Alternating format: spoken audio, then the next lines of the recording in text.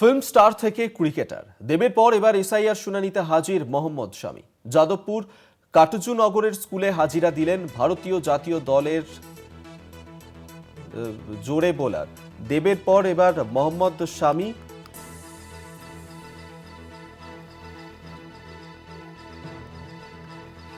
SIR শুনানিতে এবার ডাক মোহাম্মদ শামি। দেবের পর এবার এসআইআর শুনানিতে হাজির মোহাম্মদ শামি। যাদবপুর কাটজুনগরের স্কুলে হাজিরা দিয়েছেন ভারতীয় জাতীয় দলের ফার্স্ট বোলার। তিনি হাজিরা দিয়েছেন। দেবের পর এবার মোহাম্মদ শামি, তাকে ডেকে পাঠানো হয়েছিল। এর আগের দিন তিনি হাজিরা দিতে পারেননি, কিন্তু আজ তিনি হাজিরা দিচ্ছেন। এসআইআর শুনানিতেই ডেকে পাঠানো হয়েছে ক্রিকেটার মোহাম্মদ শামিকে। যাদবপুরের কাটজুনগরের স্কুলে হাজিরা দিয়েছেন মোহাম্মদ শামি। যাদবপুর কাটজুনগরে স্কুলে হাজিরা দিয়েছেন ভারতীয় জাতীয় দলের পেসার মোহাম্মদ শামি।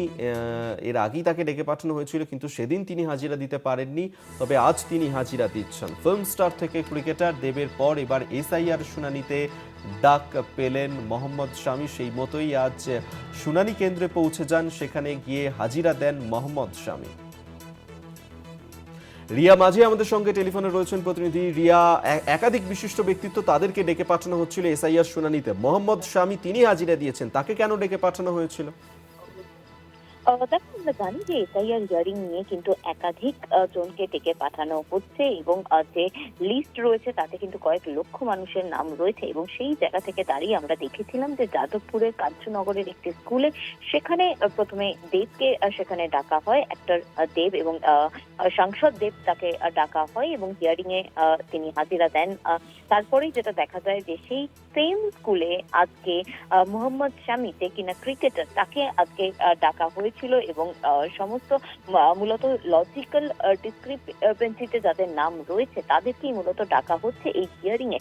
এবং সেই কারণেই কিন্তু মোহাম্মদ শামি, তাকেও ডাকা হয়েছিল। তার কিছু নামের সমস্যা ছিল এবং সেই কারণের জন্যই কিন্তু তাকে আজকে ডাকা হয়েছিল এবং তিনিও হাজিরা দিয়েছিলেন সেখানে। এবং তিনি বেরিয়ে বলেছেন যে যা সহযোগিতা চেয়েছে তিনি সেই সহযোগিতা করেছেন বলে এমনটাই জানিয়েছেন মোহাম্মদ শামি।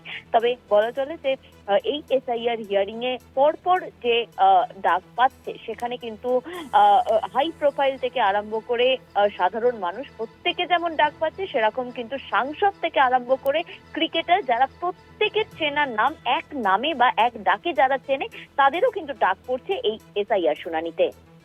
ধন্যবাদ রিয়া তোমাকে। রিয়া মাঝি আমাদের সঙ্গে টেলিফোনে ছিলেন।